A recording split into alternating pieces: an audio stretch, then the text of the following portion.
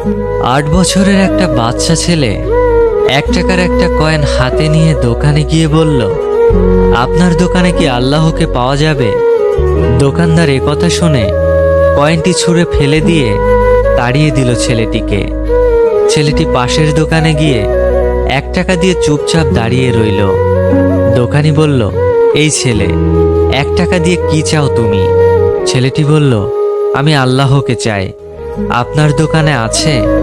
দ্বিতীয় দোকানদারও তাড়িয়ে দিল, কিন্তু অবুঝ ছেলেটি হাল ছাড়ল না। একটার পর একটা দোকানে ঘুরতে লাগলো।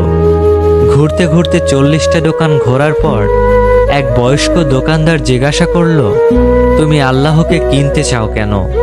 কি করবে আল্লাহকে দিয়ে? এই প্রথম কোনো দোকানদারের মুখে এরকম প্রশ্ন শুনে ছেলেটির চোখে মুখে আশার আলো ফুটে উঠল।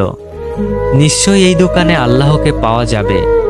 হতচকিত কণ্ঠে উত্তর দিল, আমার তো বাবা নেই।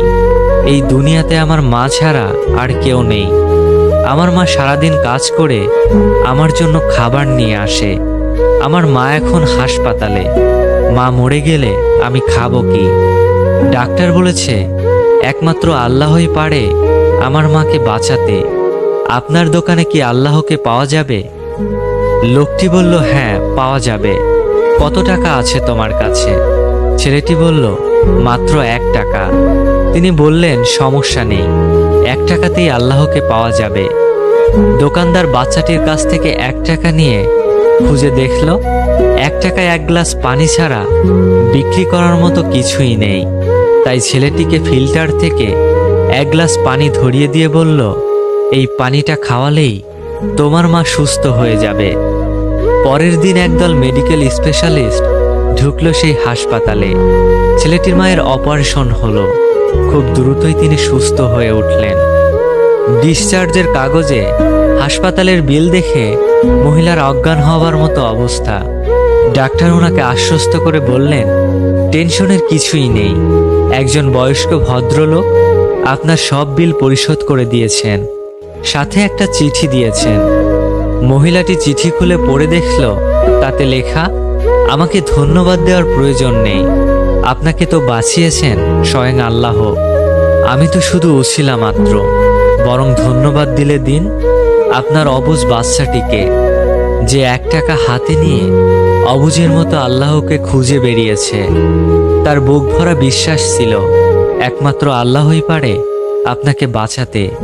এর নামই বিশ্বাস, এর নামই ঈমান। আল্লাহকে খুঁজে পেতে কোটি টাকা দান খয়রাত করতে হয় না। বিশ্বাস নিয়ে মন থেকে খুঁজলে 1 টাকাতেও পাওয়া যায়।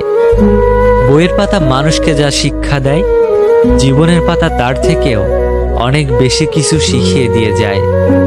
জন্ম নেওয়াটা ভাগ্যের ব্যাপার, মৃত্যু হওয়া সময়ের ব্যাপার, কিন্তু মৃত্যুর পরেও মানুষের মনে বেঁচে থাকাটা কর্মের ব্যাপার। শিক্ষিত হয়ে যদি ঠিককে ঠিক, ভুলকে ভুল বলার সাহস না থাকে, তবে আপনি সমাজের বোঝা ছাড়া আর কিছুই নন। আপনার সমস্ত শিক্ষা মিথ্যা। কাউকে দুঃখ দিয়ে বেঁচে থাকার চেয়ে দুঃখ নিয়ে বেঁচে থাকা অনেক উত্তম। কারণ নিজের কষ্টের জন্য কারো কাছে জবাবদিহি করতে হয় না, কিন্তু অন্যকে কষ্ট দিলে জীবনভর তার অভিশাপ মাথায় নিয়ে চলতে হয়। পৃথিবীর সবচেয়ে পুরাতন যন্ত্রের নাম ষড়যন্ত্র, যা যুগের পর যুগ সার্ভিসিং ছাড়াই চলে। 1 কেজি সোনার মূল্য 50 লক্ষ টাকা, 1 কেজি সাপের বিষের মূল্য 4 কোটি টাকা। ফ্যাক্ট হলো, এই সমাজে ভালো মানুষের চেয়ে বিষাক্ত মানুষের দাম অনেক বেশি। মন খারাপ, খুব অসহায় লাগছে, তবে কথাগুলো মিলিয়ে নিন, দেখুন তো সত্যি কিনা।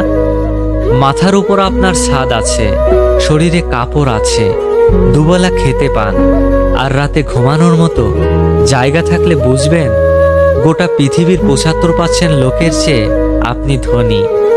পকেটে যদি কিছু টাকা থাকে, আপনি যদি আপনার পছন্দ মতো কিছু কিনতে পারেন, যেখানে খুশি যেতে পারেন, তবে জানবেন গোটা পৃথিবীর 20% বিত্তশালীদের মধ্যে আপনি একজন। সুস্থ সবল রোগবিহীন শরীর নিয়ে যদি আপনি আজকের দিনটাতে বাঁচতে পারেন, ভাববেন পৃথিবীর লক্ষ লক্ষ মানুষের মধ্যে আপনি ভাগ্যবান। জীবনটা পাওয়া না পাওয়ার হিসেব মেলানোর স্থান নয়। আসুন আজ থেকে অভিযোগ না করে উপভোগ করি জীবনটাকে। পৃথিবীতে সবচেয়ে সুন্দর দৃশ্য হলো কাউকে হাসতে দেখা। তার চেয়েও ভালো লাগবে যদি আমি জানতে পারি আমার কারণেই একজন মানুষের মুখে হাসি ফুটেছে। প্রয়োজনের চেয়ে বেশি সঞ্চয় করেছি, তবে টাকা নয়, কিছু বাস্তব অভিজ্ঞতা। 3 জায়গায় কখনো নরম হবেন না। নাম্বার 1, সত্যি কথা বলতে। নাম্বার 2, মা বাবাকে কেউ গালি দিলে। নাম্বার 3, নিজের স্ত্রীর ব্যাপারে। কাউকে ঠকিয়ে নিজেকে সুখী ভাবছো, ভুল ভাবছো। সময়ের ব্যবধানে তুমিও একদিন ঠকে যাবে। একটা বাস্তব সত্য, অর্থ যেখানে নেই, ভালোবাসা সেখানে দুর্লভ। সাপ তার বিষ রাখে নিজের দাঁতে, কুকুর তার বিষ রাখে জিভে, কাকড়া বিছা তার বিষ লেজে রাখে, কিন্তু মানুষই একমাত্র প্রাণী যে কিনা বিষ নিজের অন্তরে রাখে।